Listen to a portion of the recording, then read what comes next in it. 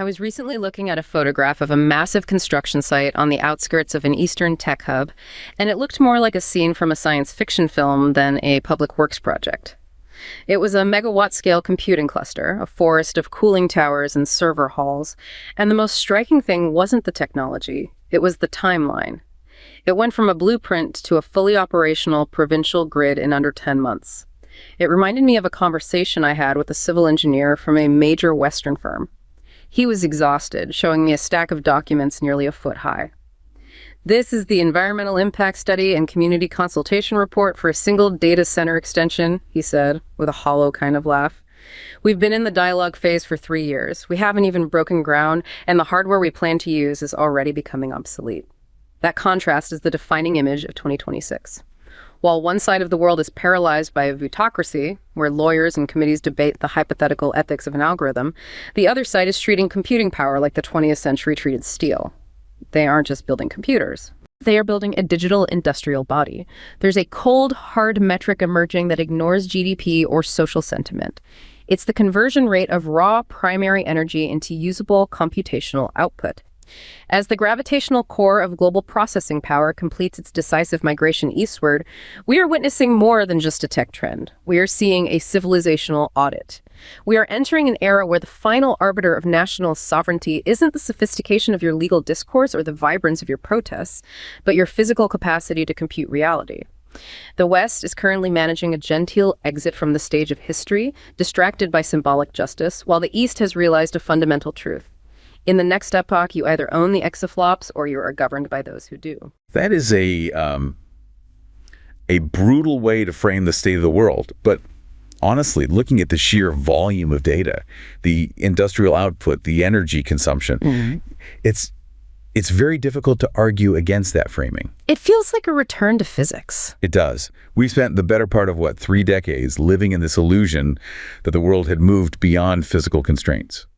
We sort of convinced ourselves we'd entered a knowledge economy. Right, where the highest form of value was an idea, a brand, a patent, a financial derivative. Exactly. We told ourselves that all the dirty work, smelting the steel, digging the mines, generating gigawatts of power, that was something we could just outsource. Let it happen on the periphery while we managed the soft power at the center. And what we are seeing now, and I think 2026 is the year it's become undeniable, is that the periphery has become the core. That soft power didn't turn out to be much of a shield when the hard metrics started to matter again. It really does feel like we're watching a global stress test, this civilizational audit, as I called it, where the questions aren't about how culturally influential you are or how robust your legal system is, but how efficient your metabolism is. Can you eat energy and excrete intelligence? That is the perfect biological metaphor. We have to keep coming back to it. Civilization is a body. It has a circulatory system, which is your logistics. It has muscles, that's manufacturing. And it has a metabolism, which is energy generation.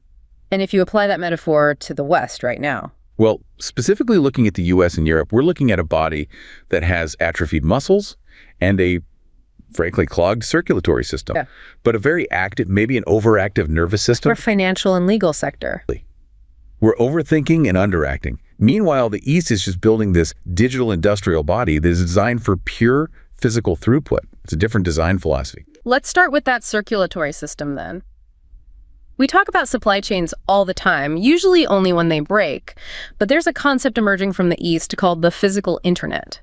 And it sounds like marketing fluff at first. But when you actually dig into the operational details, it's a radical rethinking of how matter moves across the Earth. I want to tell you about the situation that happened recently in the Pearl River Delta. It involves a mid-level manager. Right. This is the account from that automated terminal logistics hub. Incredible. So Chen isn't a shipping boss in the old sense. He's more like a network administrator, but for shipping containers. He works at one of these massive state-backed automated terminals. And there was a day just recently where a massive localized weather event hit the coast. A typhoon warning that just sprang up much faster than the models had predicted. The kind of thing that would paralyze a Western port for days. 4 days. In any major Western port, Los Angeles, Rotterdam, this is a full-blown crisis event.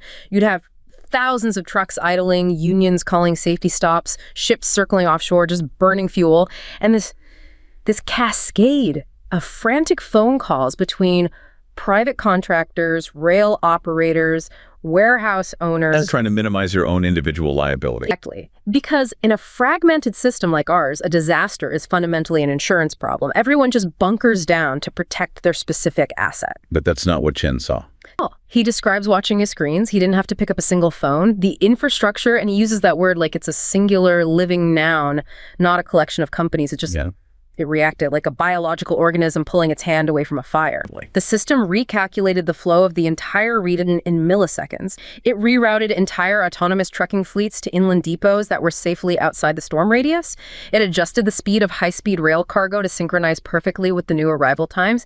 It even reprioritized perishable goods based on their digital tags. And this is the part that is just impossible for us to get our heads around. It did this without asking permission. Right. Chen said there were no lawsuits over track usage rights. There were no private rail operators refusing to share their lines because it was a competitor's cargo. The friction was zero. The physical movement of millions of tons of goods was as fluid as a packet of data moving through a fiber optic cable. And that's where the term physical internet stops being a metaphor, as you said, and starts being a literal description of their strategy. Can you unpack the mechanics of that comparison for us? Sure. I mean, think about how the digital internet actually works. When you send an email from here to, say, Tokyo, you don't know and you don't care which routers it hits or which undersea cable it happens to use. The TCP/IP protocol, it standardizes the data into these little packets that are universal. And the network just handles the routing based on what's most efficient at that exact moment. Exactly. The physical internet applies that same packet switching logic, but to atoms. The packet is the standardized container or the standard pallet. The routers are the massive automated cross-docking distribution centers. The cables are the high-speed rail lines and the autonomous truck corridors. But for any of that to work, you need a unified protocol. And in the physical world, the protocol isn't just code, it's ownership. It's authority. You can't have a physical internet if every single rail line, every port terminal is a separate legal fiefdom. And that brings us right back to the Vitocracy. This is the core structural disadvantage of the West in this specific audit. A Vitocracy is a system where power is so fragmented that almost anyone can stop a process. But no one has the authority to actually force a process through. In the US, if you want to build a simple rail line to connect a port to a factory, you are dealing with dozens of private landowners, multiple competing rail corporations who don't want to cooperate, local municipal councils, state-level environmental review boards, federal regulators. Any single one of them can veto the project, or at the very least, they can delay it for years, decades even, in litigation. Like that engineer I mentioned in the opening, 3 years in the dialogue phase for a simple data center extension. We value the dialogue. We value the property rights and the procedural justice. And look, those are good things in a vacuum. But in a competitive global environment, up against a system that utilizes what you could call technocratic execution, it's fatal. So Chen's system works because there's a singular synchronized directive. The algorithm and the state that stands behind it has the ultimate authority to say, this rail line is now moving cargo A to point B, and no, you cannot sue to stop it. It's algorithmic governance applied to the physical world. It sounds incredibly efficient, but you're right, it's also a little terrifying. It's essentially removing all the human friction. And that includes the friction of individual rights. To optimize for one thing, flow. And that creates a velocity of execution that simply cannot be matched by a liberal democratic model. I mean, look at the numbers. China now operates 18 of these fully automated terminals. They have another 27 currently under construction. And the US? 0. Not a single U.S. port made it into the top 25 of the World Bank and S&P Global Market Efficiency Report. 0. And it's important to stress, this isn't just about the number of robots, it's about the integration of the system. Take the Tianjin port example. They have these fully autonomous trucks operating 24/7. These things are basically rovers on Mars. Right. They don't stop for lunch breaks, they don't unionize, they don't get tired. But the most staggering data point for me is the weather handling. Yeah, that stood out to me too. 0 weather delays possible. Even a robot can't see through a typhoon, can it? It can see better than we can. It's not relying on visible light. These trucks rely on a combination of LiDAR, radar, and V2X vehicle-to-everything communication. A human driver in heavy fog has to stop because they can't visually confirm the lane markers. An autonomous truck in a port that is embedded with sensors knows exactly where it is, down to the millimeter, at all times. Helps. They reduced unloading times by over 30% and cut their operational costs by nearly 50%. Just think about the compounding interest on that advantage. If your entire economy can move materials 30% faster and 50% cheaper than your main competitor, and you do that consistently for 10 years, the gap becomes structurally insurmountable. It creates a gravity well. And that's what the One Belt, One Road initiative is really about. We in the West tend to think of it as just, lending money to build a few roads in poor countries. A kind of soft tower play. It's a motherboard. They are literally printing the circuitry of the entire Eurasian continent. The Silk Road economic belt links these landlocked, resource-rich areas directly to these automated ports via dedicated high-speed rail. They're bypassing traditional choke points like the Malacca Straits. They are hardwiring the flow of resources directly into their digital industrial body. So we have this circulatory system that is optimized, automated, and governed by an algorithm that doesn't care about lawsuits. But a circulatory system is only useful if it's feeding something, right? If the blood flows fast but the muscles are withered, you still die. It leads us directly to the second pillar of this audit, the decline of Western industrial engineering, or as I like to think of it, the financialization of the soul. This is where we move from the logistics of movement to the tragedy of production. We have this pervasive idea in the West that we're still the best engineers in the world. And we have a good reason to think that, historically. We look at our past, the moon landing, the 747, the internet, and we assume that that capability is somehow innate, that it's in our DNA. But capabilities are not genetic. Yeah. They're maintained habits. Yeah. And we have broken the habit of building things. I read through this series of internal memos and forum posts from a veteran aerospace engineer. He's based in the Pacific Northwest. Let's call him Robert. He's been in the industry for over 30 years. So he's seen the entire shift. He remembers the days when the physics of flight was the only god in the building. If a part wasn't perfect, if a tolerance was off by a single micron, you fixed it, period. It didn't matter what the schedule was, it didn't matter what the cost was. But listening to his story of the last decade is like watching a slow-motion car crash. He talks about the spreadsheet architects taking over. That's financialization. It's a very specific economic disease. In a healthy industrial ecosystem, you have a strategy called retain and invest. A company makes a profit.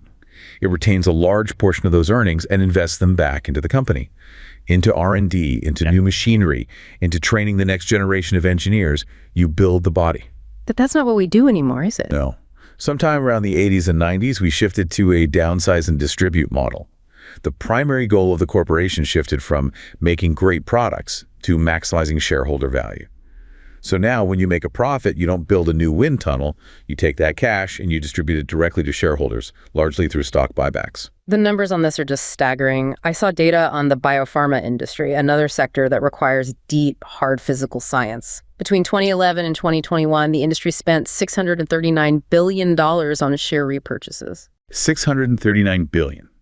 That is capital that was extracted directly from the industrial body and turned into a financial ghost. It's money that didn't go into labs, didn't go into clinical trials, didn't go into building new manufacturing capacity. It went into propping up the earnings per share ratio. And it has a real-world effect on innovation. A direct one. The data shows an explicit inverse relationship.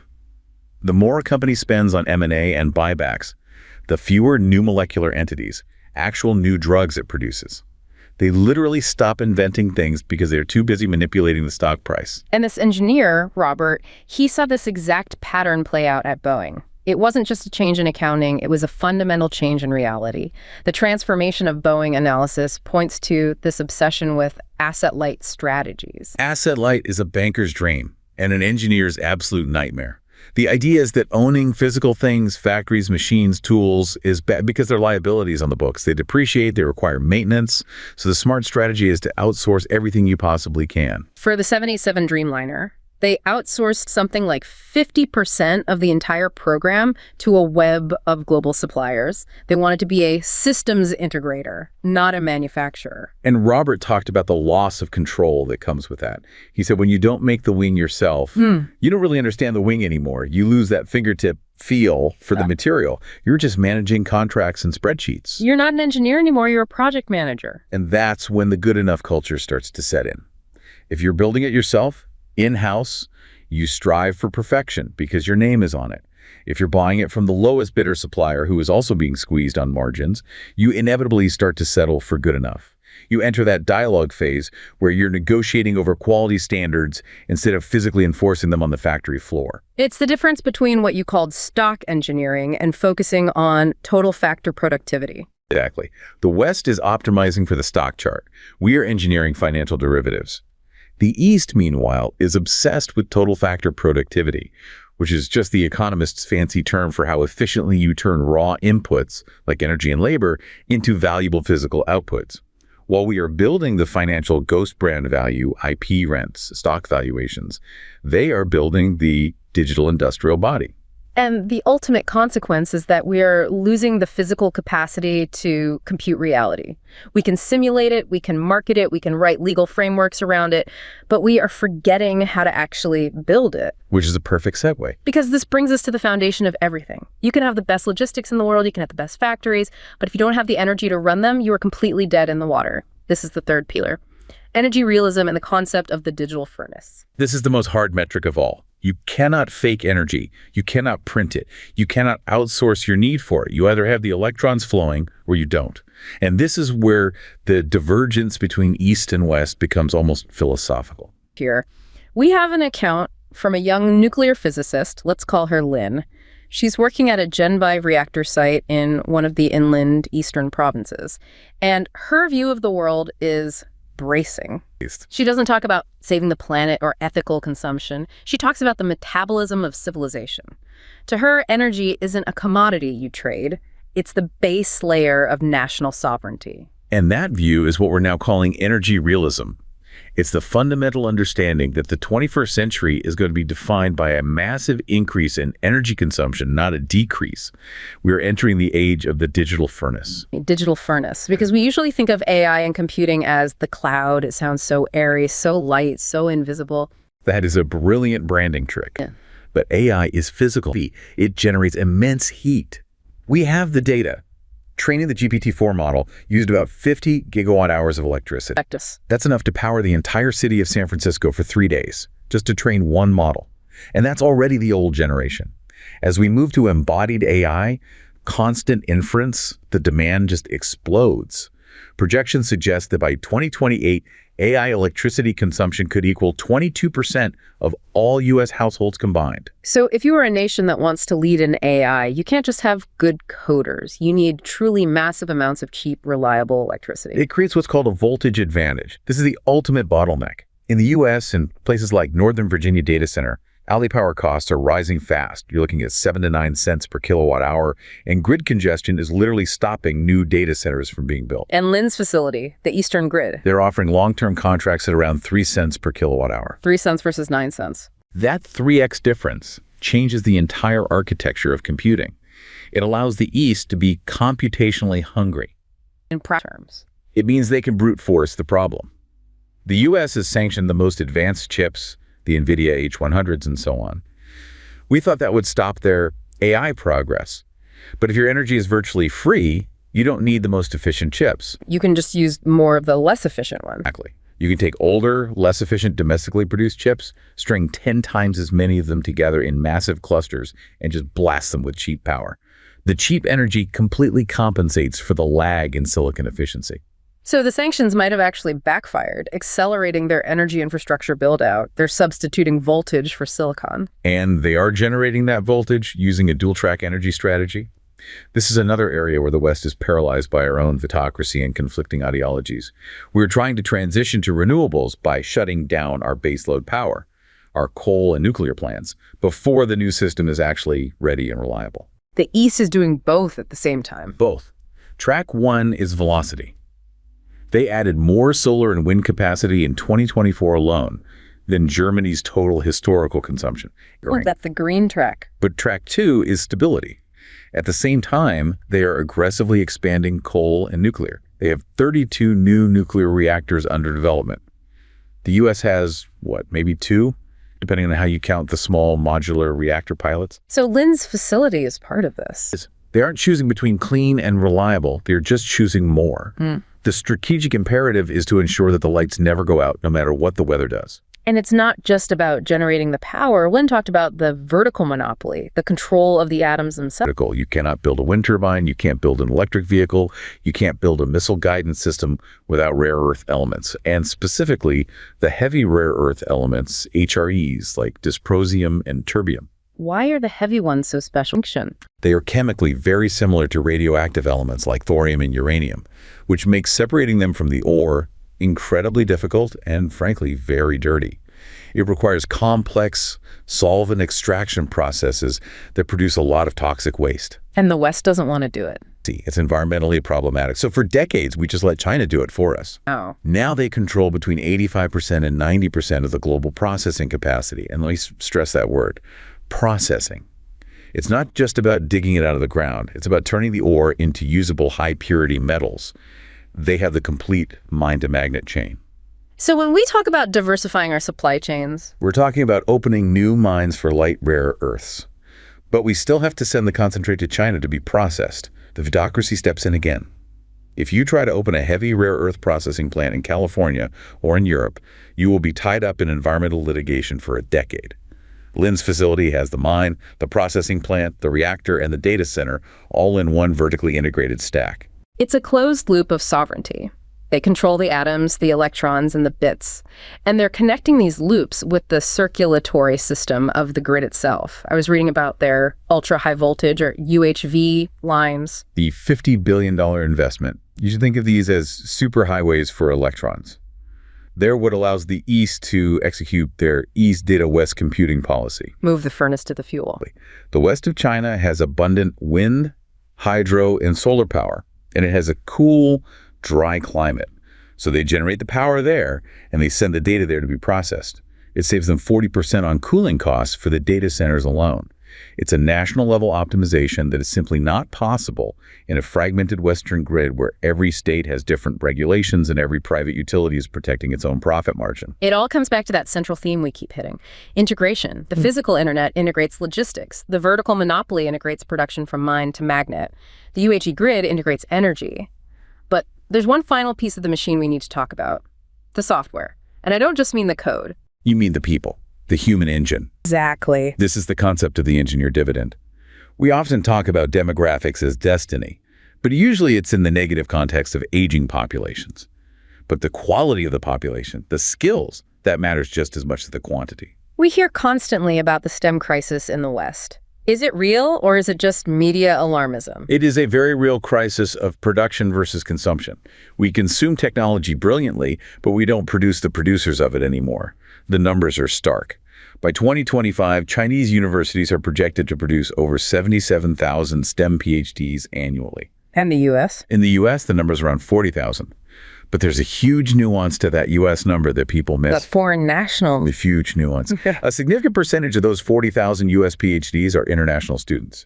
The American system, for decades, has relied on importing intelligence. It's the brain drain model.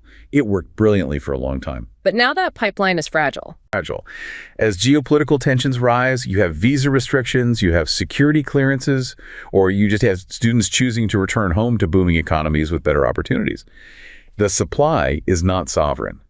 The Eastern Pipeline, however, is almost entirely domestic. It is a sovereign supply of intelligence.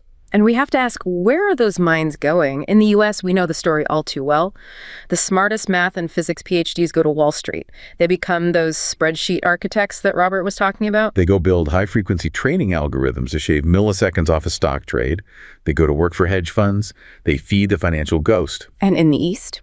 The state is actively funneling that talent into what they call double first-class universities and then directing them toward national strategic goals, specifically toward embodied AI. Let's distinguish that, because when most of us in the West think of AI, we think of a chatbot. We think of it writing a poem or creating an image. That is the Western obsession. Large language models. It is a discursive AI. It's an AI that talks, it debates, it creates art.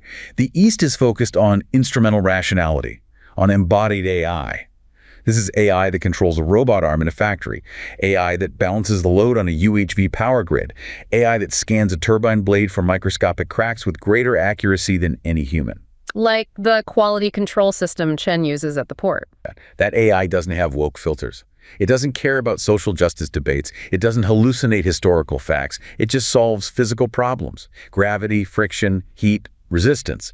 Its only goal is to increase total factor productivity. So it feels like we're spending our best minds refining the personality of our digital assistants, while they're spending theirs on refining the efficiency of their entire industrial base. And that is the civilizational audit. The goal isn't to win a debate on Twitter. The goal is to optimize the physical world. If you have the energy, the logistics, and the engineers all laser-focused on physical reality, you build a kind of resilience that a financialized, service-based economy simply cannot match in the long run. It really forces you to redefine the word advanced.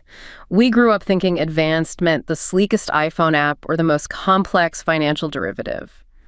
But maybe in 2026, advanced just means being able to build a gigawatt-scale grid in 10 months. That is the return of hard metrics.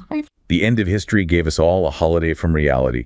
We thought we could just live off the interest of the 20th century's industrial achievements forever, but the holiday is over. The rent is due. And the currency for that rent is very specific. It's terawatt hours, it's exaflops, it's tons of mobilized steel and processed rare earths. And most importantly, it's the conversion rate. That line from your opening is the key to this entire deep dive. The conversion rate of raw primary energy into usable computational output. That is the only metric that truly matters in this new epoch. The East has built a civilizational state designed from the ground up to maximize that single metric. They are feeding the industrial body. We are still trying to negotiate with the financial ghost. We started this with a picture of a construction site that looked like science fiction, but it turns out that science fiction is just history waiting to be written. And right now it's being written in concrete and silicon and high voltage cable. The torch has passed. It has passed to those who can build. The West is managing a genteel exit, distracted by the dialogue, while the engine of the world is being rebuilt across the ocean.